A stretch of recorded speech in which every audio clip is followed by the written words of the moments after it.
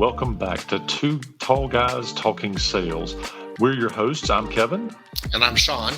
And we are glad you're here. Thanks for joining us. In this podcast, we talk about real sales issues, big and small, for salespeople, selling situations, and sales leadership. Collectively, we have over 50 years of sales, selling leadership, and sales acumen under our belts, and we're here to share a little bit of that with you in the next 15 minutes. We're glad you're here. Enjoy the show. Kevin, have you ever been to a trade show and you were explaining the value of your product and the guy was kind of interested, kind of engaged with you, and then at the end he says, "Wow, that's really nice," and then walked away, and you really never talked to that person again? Yes. And the other side of that is you've just finished your virtual presentation. You got your SME on there who's been ready to talk about all the value adds and features and benefits and back it up with case studies. And they say, "Thanks for your time." And that's it. What happened? Well, that's what we're going to get into today. It's the what happened that didn't make this turn into an actual sale or even a legitimate sales process. This happens way too often, and I contend that it happens because you might be talking about pains that happen in your industry, the problems that your products tend to solve, as with all of your customers and all your existing clients. However, for that customer, you didn't align with any of that customer's goals. And I contend that the big deals, the really good deals that are going to move the needle on your commission check, are deals that happen because you are aligned with that customer's goals and what they want to achieve. They want to have their call center respond in a certain amount of time, and they're double that today. Maybe it's they want to have less defects in their paint shop. Whatever it is that you sell, whatever problem you sell, unless you align with that customer's goals and what they've been charged to solve, then you have a hard time getting them off of dead zero. You have a hard time enticing them to say, "Yeah, we're going to spend money on that," instead of spending money on what my CEO tells me I have to spend money on.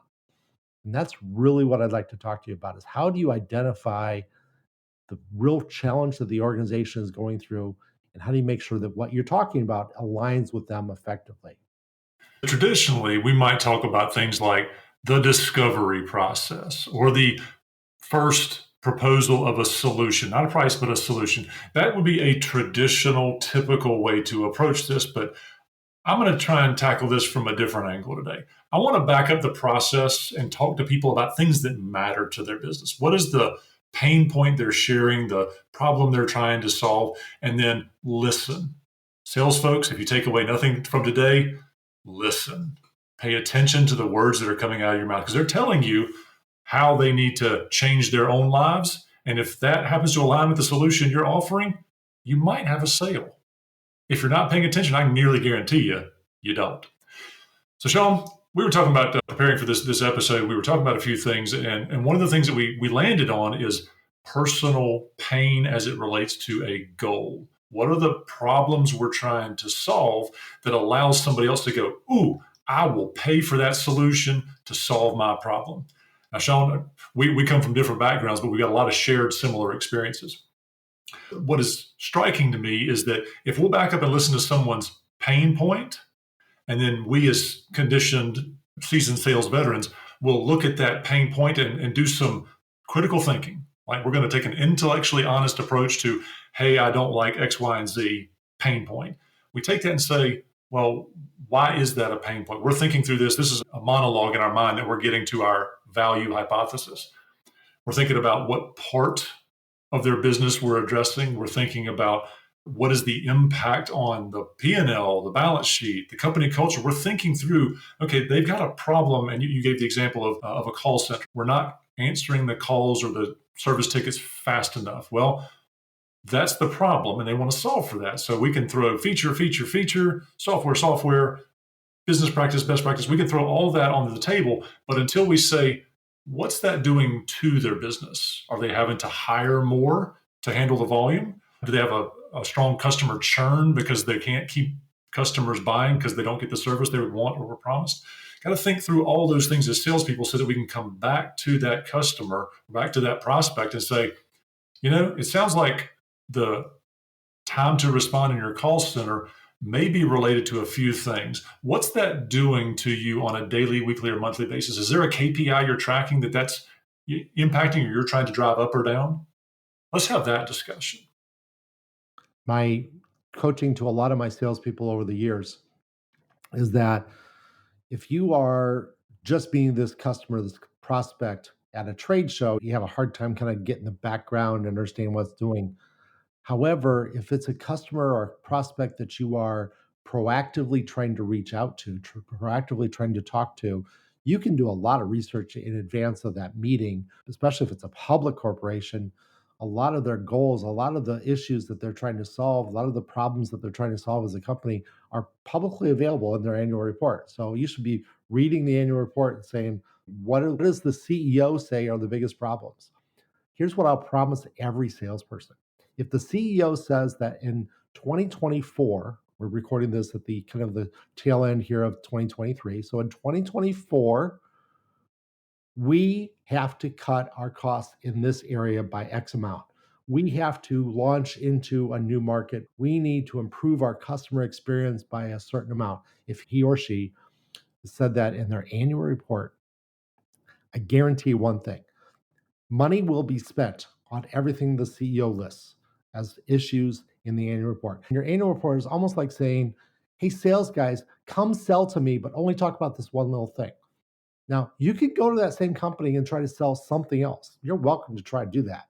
But your life will be a lot easier if you can solve the problem that's in the annual report and actually present that to your prospect. You're probably not going to talk to the CEO, especially of a public corporation where they have an annual report, but you can talk to the head of the division, the head of the department, and you could start asking questions like, how does that goal that I read about that you're in your annual report, how does that relate to your department?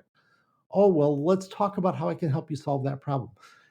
I guarantee a couple things. One, they're going to spend money to solve that problem. Two, they're probably going to buy several things to help solve the problem. Because usually if it's at the CEO level, then it's probably big enough that one product, one company is not going to truly get them all the way there. It's already big enough that they probably have to buy 2 or 3 or 5 things in order to get it done. They probably have to do things in multiple departments. If you're calling them on manufacturing, well, maybe there's something you can sell to manufacturing to align with that. So I encourage all salespeople, especially if you're being proactive, and this is some of your cold calling, you're trying to break into a company, it's on your target account list, you're being proactive, you're saying, how do I get into this company? The best place to start is the annual report if it's a public company. Now, if it's not a public company, then you have to ask more questions, you have to dig a little bit more. But if it's a public company, they're already telling you, this is what we're going to spend money on in 2024. So let's go after that money, because that's big money as well, because it's already made it to the CEO's desk. That's a great insight to where to look and what you might find and how to use it. But let's take this coin and flip it over and let's talk about small, medium-sized businesses that may not be dealing with publicly traded companies. There's a lot of publicly available information about those types of companies. So if you're a sales leader, make sure your team is upskilled on things like looking at 990s if they're dealing with nonprofits. Let's make sure they're upskilled and looking at publicly available trade organization information. There's a lot of trade organizations that talk about their average membership, so you can glean a lot of information and make some hypotheses about the questions you should ask to these potential customers. Make sure your team is upskilled in a way to go after that. If you're a CEO and you don't have that sales leader in between, you may need to do a workshop just around how to find publicly available information so you can sell more effectively. Now, if I was a CEO sitting out listening to this, or a sales manager listening to this, why is this important? Well, my sales hypothesis is this, and I've proven it in a number of different roles in a number of different years. This will shorten your sales cycle.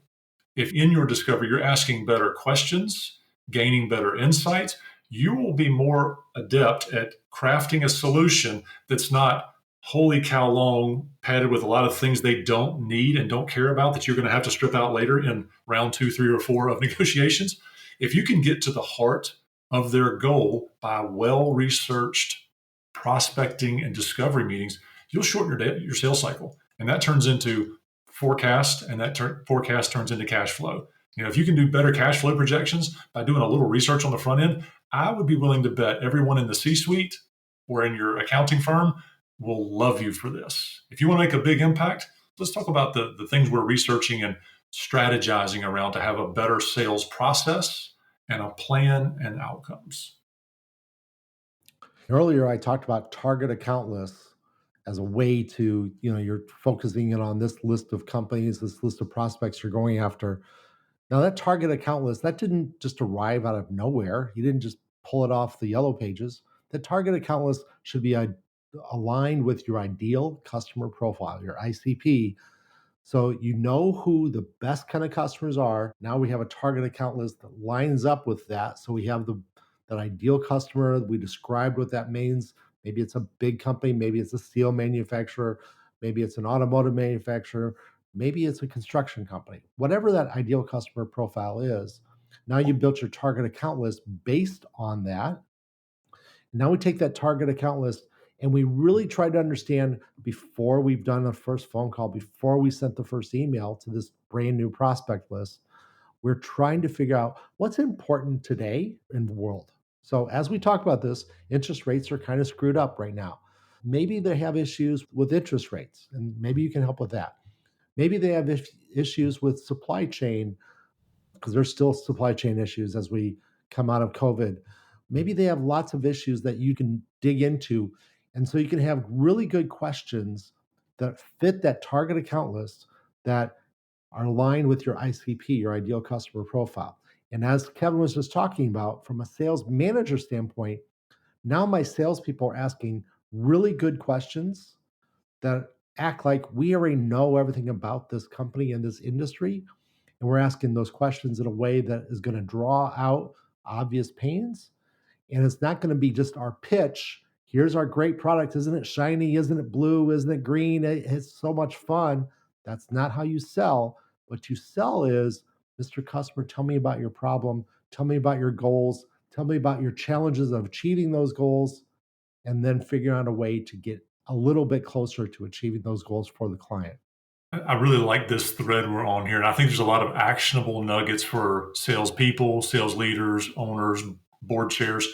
Let's do a quick 2-minute drill in the last couple minutes we have here and go through the things that a business owner can do, build, or apply in their sales organization to be more effective. Because we've listed a lot of things. So if you're out there listening right now would be a good time to either hit pause, get to a safe place, pull over, don't ride and drive, but get to a point where you can write some of these things down, because these will be high impact for your business and will get you started down the path of building a robust sales organization that's ready to tackle these challenges. So we've talked about a message. We've talked about a sales hypothesis, the thing you think they need and how you might benefit them by selling it to them, right? This is sales hypothesis.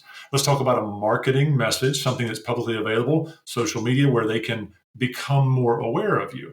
If you haven't created a landing page for your product that has tools and resources on it, that is critical. That's something you can probably do in a very short amount of time. So think landing page that's got a product explainer video, maybe some feature benefits, a case study, contact us for a demo, or something of that accord.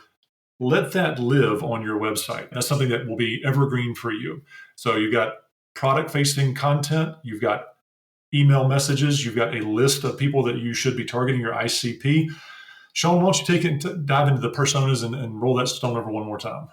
You need to understand within that ICP, and we only got a few seconds here left in our podcast, but you need to understand within that ICP, what are the types of people that you need to talk to? What are the buyer personas? Do you need to talk to the engineering manager? Do you need to talk about the VP of purchasing? Do you need to talk to the manager of quality control? What are the people and what are they like? What kind of background should they have? We need to do a SWOT analysis. We need to figure out all of the cast of characters, all that stuff. You need to do that with your salespeople to get it done quickly and effectively and efficiently. And to be quickly and effective and efficient, we need to finish up because it's at 15 minutes right now. So thank you very much for your time. Please come back next week and we're going to dig into some more issues that you might be having. Thank you very much for joining us on this podcast of Two Tall Guys Talking Sales. We hope that we were able to share some valuable insight, valuable knowledge with you to make your selling adventures easier and more successful. Please join us every week. We drop these on Tuesday afternoon at 4:30 p.m. Eastern Time. Please subscribe to us in your favorite podcast player. Also, please join us on LinkedIn, where we do a CEO workshop, and that CEO workshop is dedicated monthly to big questions that CEOs are having and how to grow their business and drive sales. You can find us on LinkedIn. Just search for Two Tall Guys Talking Sales. Thank you very much. Have a great day.